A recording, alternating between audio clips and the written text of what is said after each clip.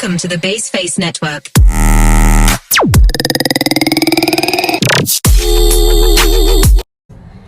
Baik, saya akan menjelaskan mengenai pengertian kepribadian Muslim.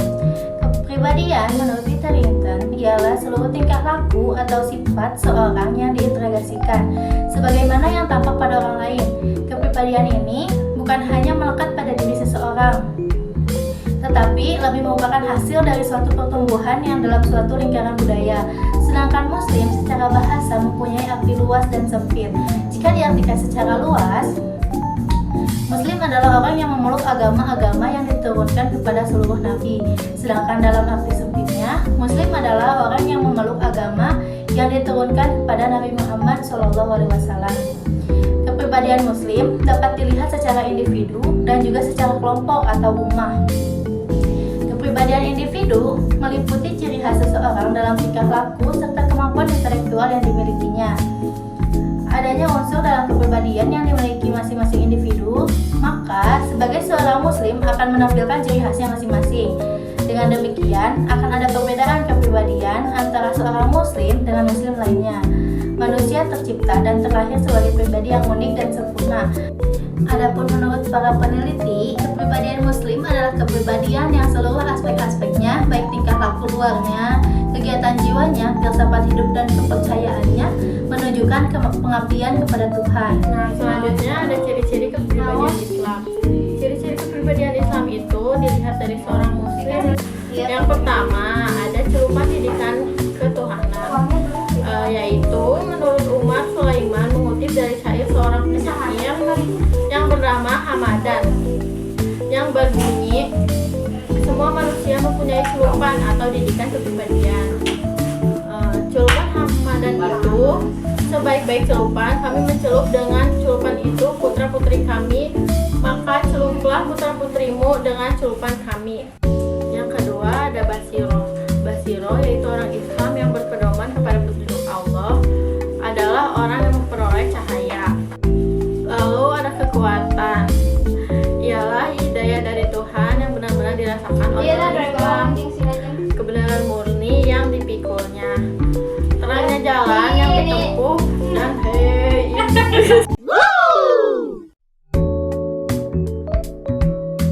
yang keempat adalah berpegang teguh kepada kebenaran, yaitu orang-orang yang merasa yakin akan kebenaran yang ada pada dirinya. Yang kelima ada berjihad, yaitu orang Islam tidak selamanya berdiri pada posisi mempertahankan diri dari pukulan-pukulan dan serangan musuh, sedang dia berperang kepada kebenaran. Lalu ada tetap tabah di atas kebenaran, yaitu berpegang teguh pada kebenaran, berjihad untuk mewujudkan serta menegakkan dan menghancurkan kebatilan. Dan yang terakhir ada kepuasan jiwa, ketentraman hati. Orang yang tidak mengikuti sistem Allah, mereka akan hidup dalam kehidupan yang sempit. Mereka merasa tidak bahagia dan mencari ketenangan. Kalbu merupakan materi organik yang memiliki sistem kognisi yang berdaya emosi. Kalbu ini berfungsi sebagai pemandu, pengontrol, dan pengendali struktur nafs yang lainnya. Mengenai kalbu ini, Rasulullah SAW pernah bersabda, sesungguhnya di dalam tubuh itu terdapat segumpal daging. Apabila ia baik, maka semua tubuh menjadi baik. Tetapi apabila ia rusak, maka semua tubuh menjadi rusak pula. Ingatlah bahwa ia adalah kalbu.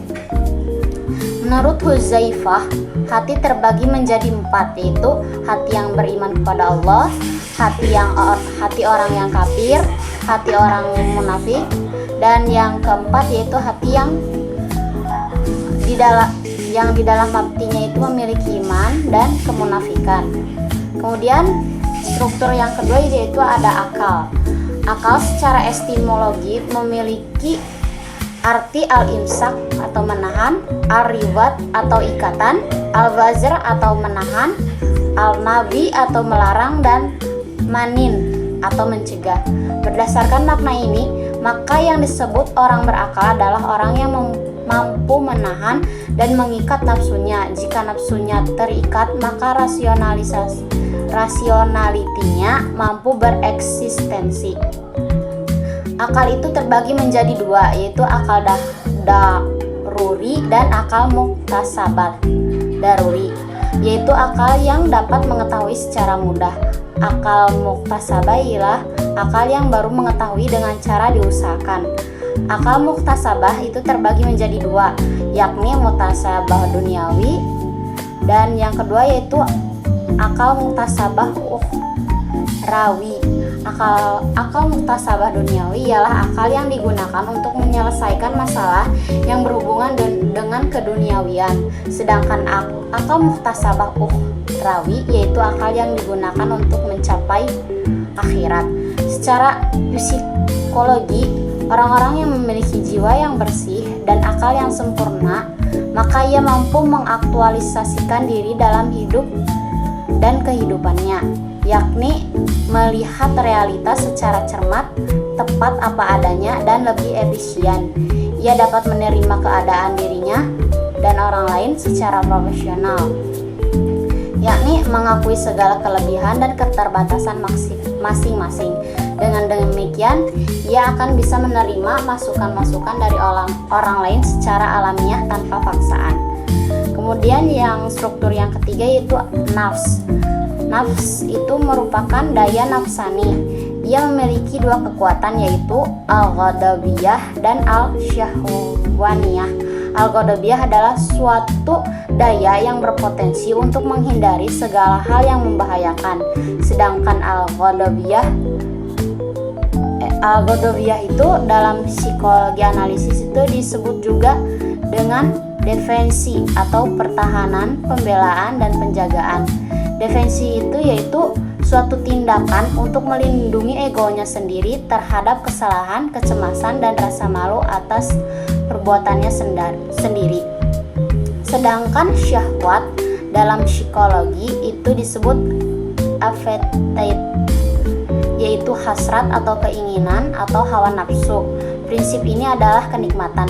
Apabila keinginannya tidak dipenuhi, maka terjadilah ketegangan. Prinsip kerjanya adalah sama dengan prinsip kerja binatang, baik binatang buas yang suka menyerang maupun binatang jinak yang cenderung pada nafsu seksualnya. Dalam ilmu tasawuf, jiwa yang bersih dan jiwa kotor itu termasuk dalam nafsu, dan mereka membagi nafsu menjadi 3 bagian. Yang pertama itu nafsu amarah. Ia senantiasa cenderung bermaksiat, baik maksiat lahir maupun maksiat batinnya. Kemudian itu ada nafsu lawamah. Ia sudah mendapat nur ilahi dan suka beribadah tetapi masih sering melakukan maksiat batin, kemudian bersegera beristighfar dan berusaha memperbaikinya. Kemudian yang ketiga itu ada nafsu mutmainnah. Nafsu mutmainnah itu suatu kepribadian yang bersumber dari kolbu manusia. Di dalamnya itu selalu terhindar dari sifat-sifat yang tercela dan tumbuh sifat-sifat yang terpuji dan selalu tenang. Kecenderungannya ialah beribadah, kemudian mencintai sesama. Berikutnya ada faktor-faktor yang mempengaruhi kepribadian muslim. Kepribadian manusia merupakan sesuatu yang kompleks. Sud menjelaskan bahwa kepribadian layaknya puzzle karena menurut mereka untuk menjelaskan kepribadian harus menggunakan berbagai teori untuk dapat menjelaskan secara lengkap dan tuntas. Nah, Sud juga merumuskan berbagai faktor, yaitu yang pertama genetik atau hereditas. Beberapa hasil penelitian menunjukkan bahwa sifat atau dimensi kepribadian merupakan sesuatu yang diwariskan, karena banyak teori yang menjelaskan tentang faktor hereditas. Nah, kepribadian bukan semata-mata faktor sejak lahir, tapi merupakan hasil dari pengalaman hidup juga. Nah, kepribadian juga senantiasa dapat dikembangkan ke arah yang lebih baik melalui proses pendidikan. Seseorang yang memiliki kepribadian menarik adalah individu yang mampu menyesuaikan diri dengan lingkungan dan memiliki kestabilan emosi yang mantap. Nah, hereditas juga mempunyai pengaruh terhadap perkembangan kepribadian. Untuk mengetahui pengaruh hereditas terhadap perkembangan kepribadian, yang kedua ada lingkungan. Menurut Alfred Adler menjelaskan bahwa kepribadian dipengaruhi oleh posisi kelahiran dalam keluarga, situasi sosial, dan pengasuhan sebagai fungsi dari perluasan perbedaan usia. Setiap manusia memiliki tahapan dalam membentuk kepribadian. Individu sangat memerlukan interaksi atau komunikasi untuk mengetahui satu sama lain. Dengan adanya interaksi yang dilakukan, maka komunikasi akan terbentuk. Nah, hal ini sama dengan membentuk kepribadian dengan menggunakan sarana yang ada di sekitarnya, seperti lingkungan yang menjadi faktor pengaruh perkembangan kepribadian. Yang ketiga ada budaya atau kultur. Orang dapat mewariskan tingkah laku kepada anak karena anak cenderung meniru tingkah laku orang yang sangat dekat dengan dirinya. Dalam melakukan peniruan ini, anak tidak membatasi tingkah laku yang ditiru baik itu buruk atau sebaliknya, karena mereka belum tahu apa-apa. Nah, bagi anak, sifat meniru ini adalah bagian yang tidak bisa dipisahkan dari perkembangan kepribadiannya. Melalui peniruan, anak dapat menyerap sifat-sifat kepribadian yang dimiliki oleh orang-orang yang dekat dengannya. Pengaruh kebudayaan yang bersifat multidimensional dan berlangsung seumur hidup. Nah, dalam hal ini bukan hanya satu kesan atau pengalaman budaya dari masa anak-anak yang akan membentuk sifat kepribadian. Bagi orang dewasa itu hanya mungkin terbentuk melalui pengalaman masa anak-anak yang terdiri dari pertama, pengalaman budaya yang dialami anak harus berlangsung terus dalam jangka panjang melalui berbagai macam peristiwa yang diperkuat oleh lingkungan dan orang tuanya. Jadi faktor-faktor kepribadian muslim itu ada 3. Yang pertama genetik atau hereditas, yang kedua lingkungan, dan yang ketiga budaya atau kultur. Terima kasih.